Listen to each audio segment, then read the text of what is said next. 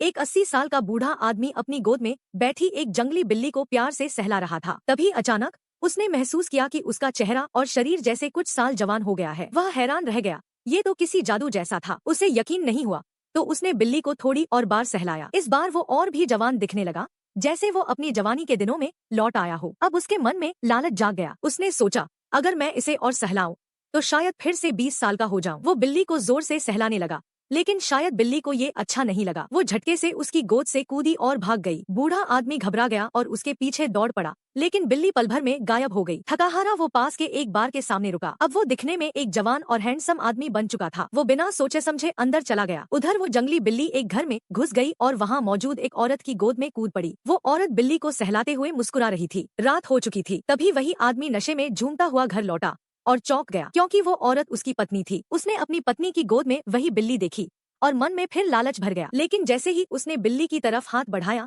बिल्ली डरकर खिड़की से बाहर भाग गई। आदमी ने पलटकर अपनी पत्नी को देखा और उसकी रूह कांप गई। उसकी पत्नी अचानक बहुत बूढ़ी हो चुकी थी, चेहरा झुर्रियों से भरा। तभी उसे समझ आया, बिल्ली ने उसकी जवानी की जगह अपनी सारी उम्र उसकी पत्नी को दे दी थी। वो पछतावे से भर गया, लेकिन तब तक देर हो चुकी थी। उसकी पत्नी ने उसकी ओर देखा, हल्की मुस्कान दी और अपनी आंखें हमेशा के लिए बंद कर ली।